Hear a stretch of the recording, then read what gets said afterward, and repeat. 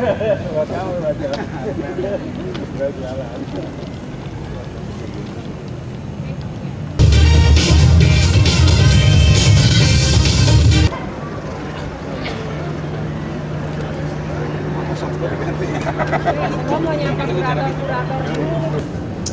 video is Jakarta International Video Festival. Jakarta International Video Festival adalah festival video 2 tahunan yang diselenggarakan sejak 2003 oleh Ruang Rupa, sebuah organisasi seni rupa kontemporer di Jakarta, Indonesia tepatnya. Oke, video merupakan salah satu kegiatan Ruang Rupa untuk membahas fenomena sosial dan budaya di Indonesia dan dunia internasional dalam sebuah festival dengan tema spesifik. Kali ini isu komedi adalah sesuatu yang sangat-sangat kami nantikan karena tahun 2009 ini adalah tahun yang penuh dengan komedi, penuh dengan tragis, penuh dengan sesuatu yang sangat ironi gitu. Jadi bagi kami kehadiran video-video yang bertemakan komedi yang dikuratori kawan kita dari Bandung, Aminuddin T. Siregar, sangat berarti, sangat penting bagi kami untuk dipresentasikan ke masyarakat, terutama masyarakat Jakarta. Oke, video komedi pada tahun ini kita bagi dalam beberapa subkategori, mengingat bahwa istilah komedi ini bisa sangat cair dan juga menimbang bahwa setiap orang akan memiliki sensibilitas humor yang berbeda-beda. Dan begitu kita bicara mengenai sensibilitas humor, kita percaya bahwa sensibilitas humor ini tidak berlaku secara universal. Dia akan sangat tergantung pada konteks geografis, konteks intelektualisme, konteks gender, umur, kematangan, kedewasaan. Paul Wierzbicki, asal dari Jerman, dengan judul karya Ivo Burokfish. Kemudian berikutnya Lemeh Fortitudo, asal Italia, dengan judul karya How to Make a Table. Berikutnya Martin Disgard, asal Denmark, judul karya The Door of the Law. Saya kira ini kebetulan saja mungkin penerima award untuk Oke Video tahun 2009 ini adalah dari seniman-seniman mancanegara, dan mudah-mudahan di event berikutnya ada seniman Indonesia juga yang masuk dalam kategori video base dari acara ini. Terima kasih dan selamat malam. Ich möchte Sie am liebsten ablecken. Ich möchte Sie alle ablecken hier. Ich möchte unten anfangen, ein bisschen am Fuß lecken, dann langsam hochfahren. Raccontano segreti a chi le sa guardare ed ascoltare.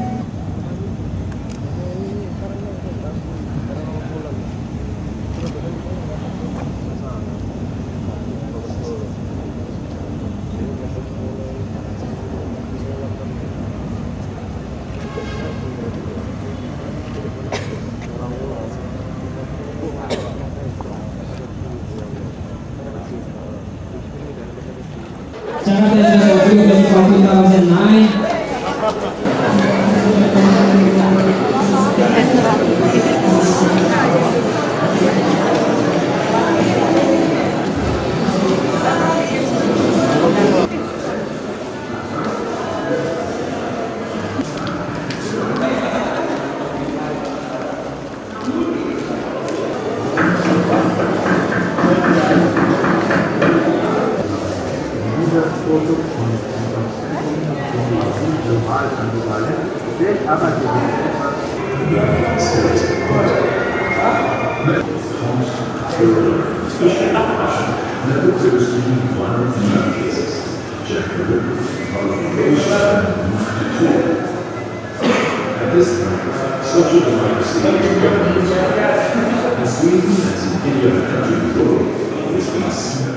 Perkembangan seni pertunjukan tradisional pada terutama di Jawa, karena kita tahu sumber-sumber tentang Jawa tapi ini di sumber-sumber selain tentang Jawa itu sangat minim di negeri ini.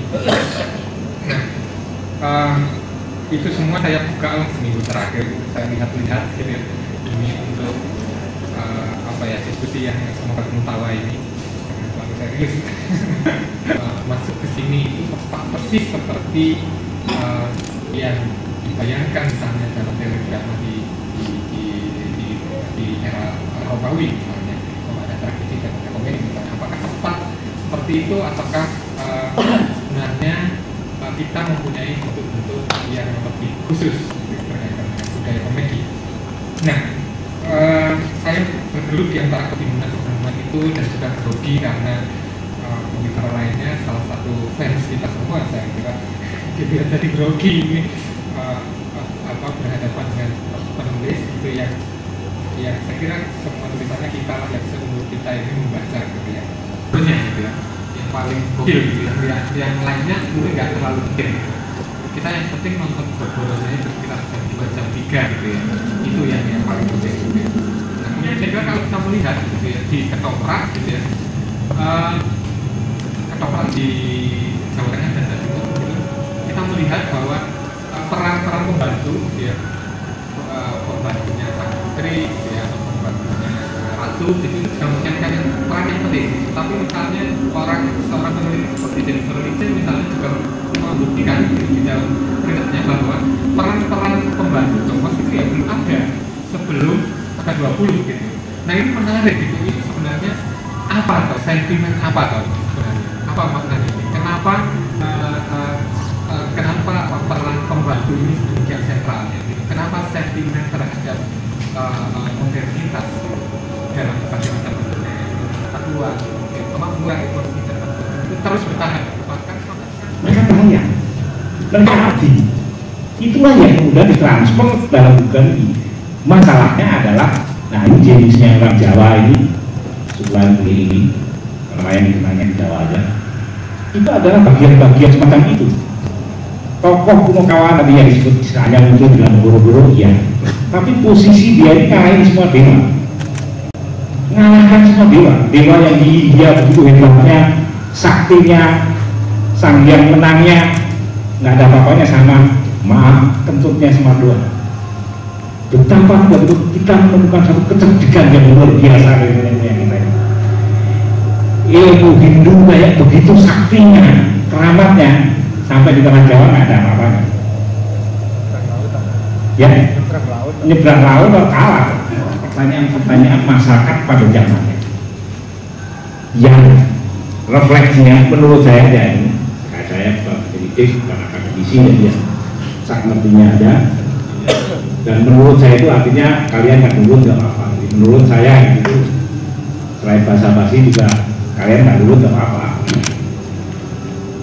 Bentuk inilah yang memunculkan sikap bisa kita ketalkan dalam pengertian kita tawar kembali tata nilainya. Seni adalah bagian yang menawar, memberi makna kembali apa yang meskipun secara umum mungkin sudah dianggap tata nilai yang selesai. Nah, ketika itulah komedi menemukan bentuk-bentuknya. Kalau tadi disinggung begitu film itu, saya kira pengaruh-pengaruh itu mulai lebih tebal lagi karena film-film Amerika siap kemana lagi lah yang mempengaruhi kita begitu dahsyat selain Amerika ini, sehingga muncul Bing Slamet CS dengan kuartetnya. Lalu untuk perlombaan pun kalau grup minimal 3 orang, 4 orang. Kalau sendirian standing komedi yang sampai sekarang masih ada lombanya di Amerika dengan hadiah yang lumayan besar dan pentas yang menggiurkan. Tapi di samping itu bentuk-bentuk yang keluasan yang ada sangat-sangat hidup dan masih berjalan sampai detik ini. Saya mau kasih contoh ilustrasi yang nggak ada hubungannya dengan tema ini. Di Jogja itu ada kelompok namanya Patung Geleng oleh almarhum Basio. Menurut saya adalah maestro terakhir gamelan kita. Salah satu temannya namanya Abdul.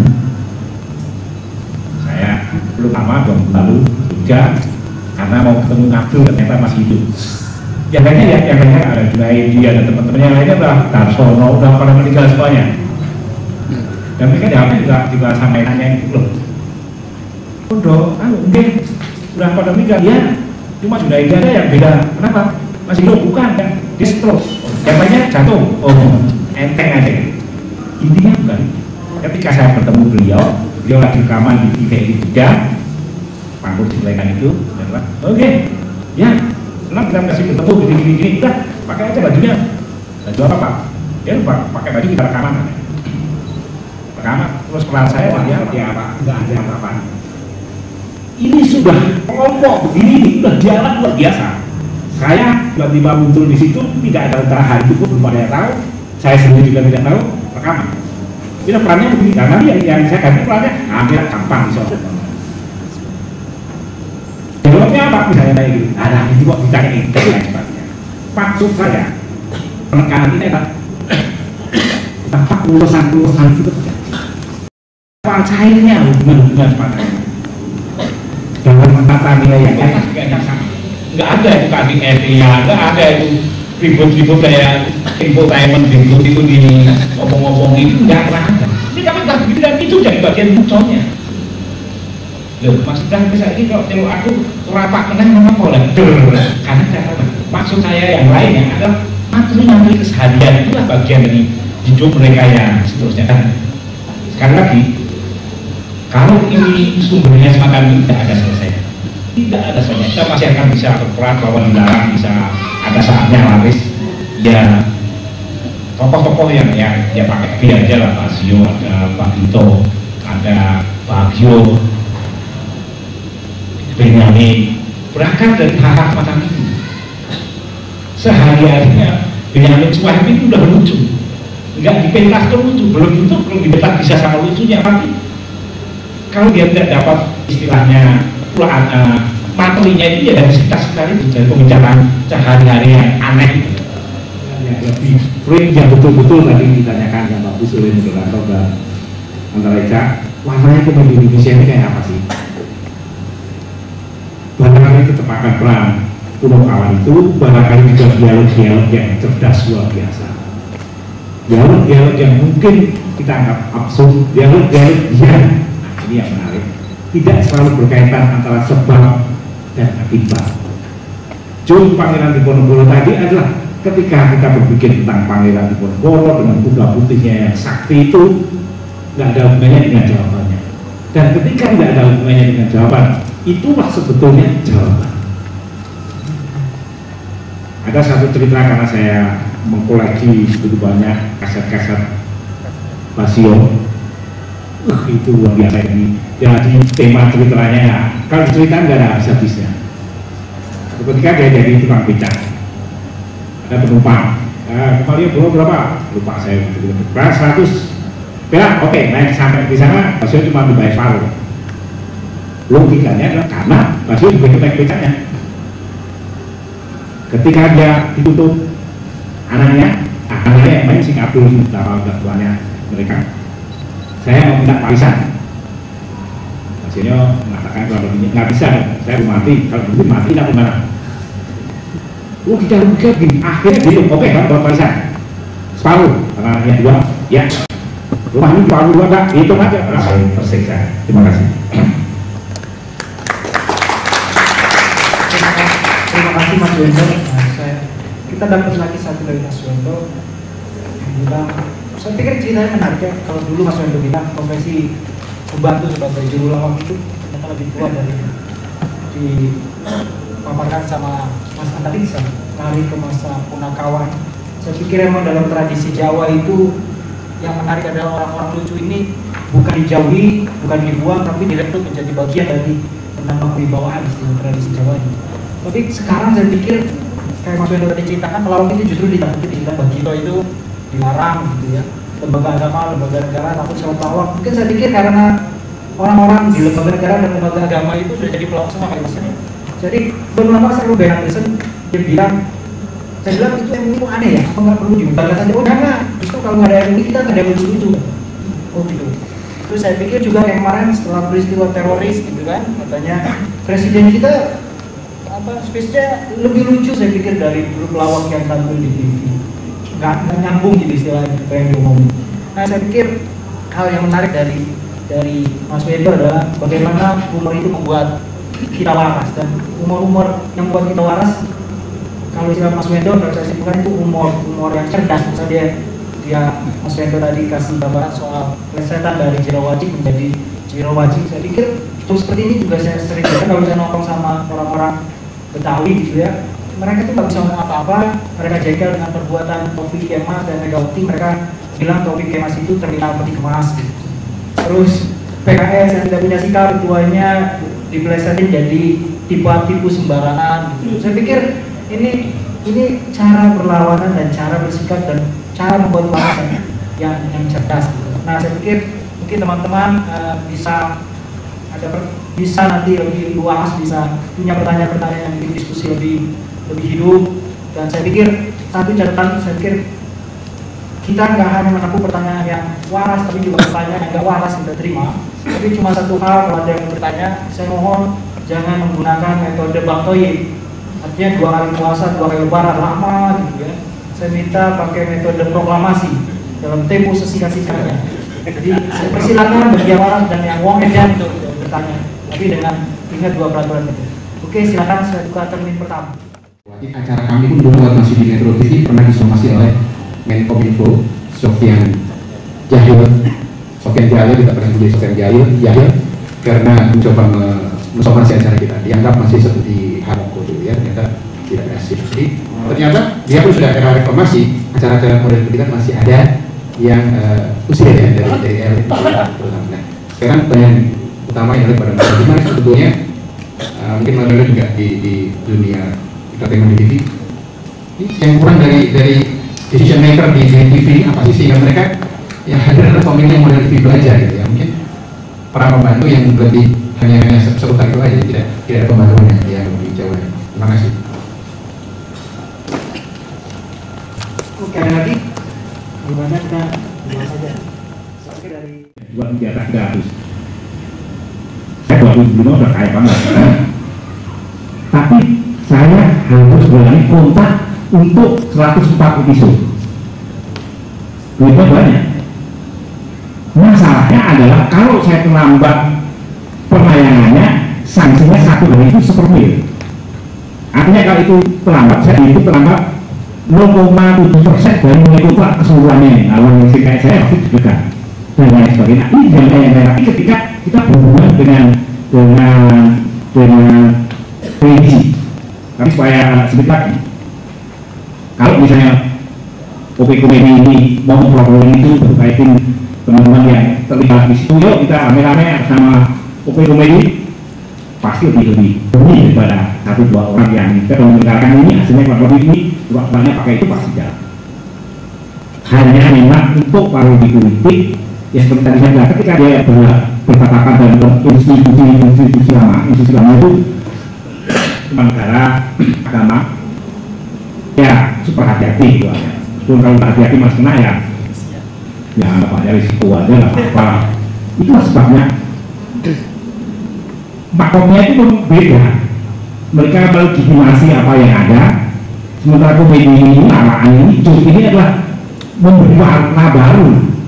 Tadi seorang Jawil atau seorang apa dan lain sebagainya. Tapi sekarang ini relatif udah lebih terbuka ya, ada 1-2 yang ke arah itu ada. Betapa katonya agama ini misalnya ya, kelembagaan dari tradisi seni sampai kemudian menjadi Yahudi, menjadi Kristen, menjadi Islam, iman itu nggak boleh, tidak boleh saya, udah deh. Sampai kapanpun kita mencoba mempersoalkan, nggak bunyi. Ya. Mereka kalau kita menangkap semacam itu akan dimintakan lagi. Nah, bagian-bagian ini yang dalam tanda petiknya akan repot, akan tidak dan lain sebagainya. Contoh terakhirnya mungkin ketika Pak Suwid ini jangan masuk ke situ. Kamu nanti malah ancur, mantra kamu nggak sakti lagi. Udah, kamu nikmati aja lagi ini. Tiba-tiba dia sekarang ini dari ringtone-nya ya cuma dia ngomongnya memang aduh 18 atau berapa nggak ada lah. Tapi ya terminalnya gede. Ya dari situ ke situ, dari satu tempat ke tempat lain itu masih naik ojek. Bisa dibayangin nggak? bukan dibayangin kok repotnya, rambutnya kayak begitu, dandanannya kayak itu pakai kicap naik ojek. Maksud saya, harus ada dinamika yang lainnya untuk memakai ini. Ada dinamika lain ketika kita bertemu dengan seorang programmer yang, nah, ini tidak berasal dari kalangan seniman, tidak selalu berasal dari kalangan lawak, yang pun ahli ekonomi atau penggunaannya juga daya yang ditaruh di situ. Nah, kelulusan kita inilah yang akan turut menentukan karya itu. Tanya itu ide satu kadang bawa maka drama disuruh nunggu satu jam buat tempat dan dia disuruh nunggu di mana ya tidak akan ini ya kayaknya ini dengan kaya. Nah, ketika itu menjadi bahan bagian lawan kita itu sama Mas Windu. Terus kedua, kaitannya dengan bahwa Mas atau pembantu dari dulu selalu menjadi bahan tertawakan atau menjadi bahan komedi. Saya tidak tahu bahwa apakah sejaman dengan Punakawan, tapi di Kerajaan Bone dulunya ini adalah kenyataan. Kerajaan Bone dulu ada yang namanya Lamelong. Jadi Lamelong itu dia pembantu raja yang selalu memberikan solusi kepada raja dengan cara-cara yang sangat lucu. Mungkin pengetahuan selanjutnya mengenai Lamelong ini bisa dicek di Google, ada sampainya. Jadi dia seperti troubadour lah di Eropa. Jadi si Lamelong ini luar biasa. Jadi dia sangat kesayangan raja karena selalu memberikan solusi yang sangat tepat dengan cara yang sangat lucu dan komikal. Terus kedua yang mau saya sampaikan adalah mengenai mungkin salah satu tonggak ya di Indonesia, kapan komedi atau humor atau guyonan menjadi sesuatu yang sangat politis. Mungkin kalau saya salah, mungkin sejarawan kita aja bisa meluruskan. Ketika Indonesia berkonfrontasi dengan Malaysia, Soekarno kemudian menjadi Malaysia dengan misalnya menerjemahkan rumah sakit bersalin menjadi rumah sakit korban laki-laki atau ada banyak lah pensiunan antara pensiun menjadi laskar tak berguna. Itu saya kira pertama kalinya guyonan atau sesuatu yang mau dipakai menjadi sesuatu yang sangat politik, menjadi sesuatu yang sangat politis. Terus yang ketiga adalah kalau sekarang semakin banyak majalah-majalah lama yang kembali terbit, seperti misalnya Jurnal Prisma yang kembali terbit Juni lalu. Mungkin sekarang jangan eranya untuk kembali menunjukkan ini bisa diprovokasi kepada Mas Wendo yang banyak menelitikan ini dan memprovokasi orang-orang alumni majalah humor, atau mungkin majalah dulu ada majalah sebelum humor yang mungkin juga harus Setiawan ikut mendirikannya. Mungkin justru saatnya menunjukkan kembali majalah-majalah atau media-media masa kita seperti itu, sehingga tradisi humor kita semakin semarak dan semakin ramai. Saya kira itu. Terima kasih. Karena prinsip itu adalah satu yang bisa ditampilkan dan sebuah grup itu dan cukup.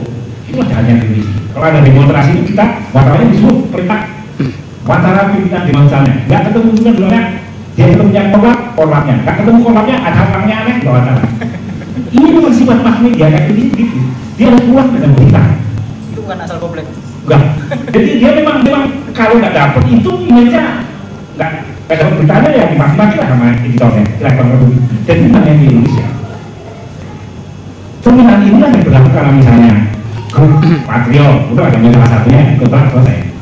Kalau dia mau bergabung ya dalam, kalau bisa gabung semuanya dengan dana segitu ya ini yang baru kalau kita mau bilang Raisa tadi mengatakan dinamika ini belum ada.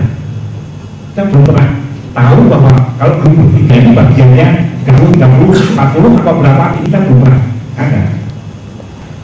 Secara rulenya belum pernah tahu. Bagaimana membayar copywriter yang menulis lucunya belum pernah LHI mencoba mempelopori itu, tapi juga akhirnya tidak terlalu pakai karena sangat tergantung pasaran yang ada dan bisa jalan dengan sendirinya.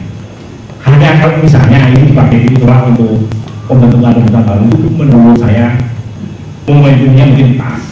Cuma majalah apa tadi bukan senyum namanya Astaga, ya. Karena saya dibagi di situ dan ketika Pangkun menjadi ayah buah ya itulah. Namanya Astaga sih. Namanya itu Astaga. Jalankan Astaga matahari aja bisa tentu lah. Oke Mas Antarisa, pikir tadi Mas Wendo menarik. Tradisi istilah pepatah kita tuh tak ada rotan akar pun jadi. Ya, nggak ada akar, oyot juga nggak apa. Jadi siapa aja boleh. Nah Mas, mungkin bisa lebih ngakar dan lebih dalam nih Mas, coba dikasih tahu dong. Ini masih terkait dengan sebelumnya ya, soal kan yang dibahas di awal tadi ya, soal pembantu dan semua itu. Tadi mungkin bisa mengingatkan pembantu pengertian pembantu itu dalam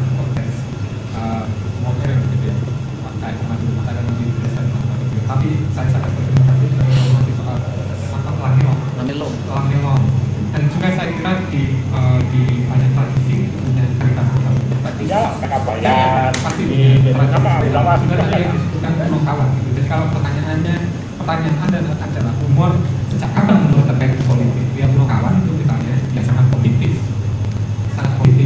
Tapi ya memang seperti itu sifatnya. Tapi mungkin kalau ditanya sebagai sebuah aksi yang disadari bersifat politis, nah itu lain. Tapi bahwa humor tentang pembantu itu bersifat politis, saya kira umumnya sudah lama.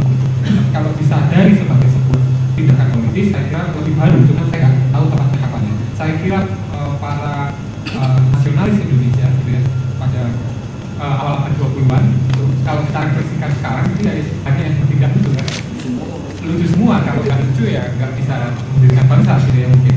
Nah yang menarik kan kemudian kalau dikaitkan dengan pertanyaan yang kedua tadi, katanya humor tertentu itu kemarin lucu gitu, sekarang nggak lucu gitu. Malah sekarang yang bukan humor gitu ya, jadi seolah-olah kita ini membuat pemisahan dua dunia, realitas gitu ya, yang lelucon gitu ya, bukan realitas. Yang lelucon ini sekarang jadi tidak lucu gitu. Sementara yang realitas yang seharusnya tidak lucu gitu, sekarang jadi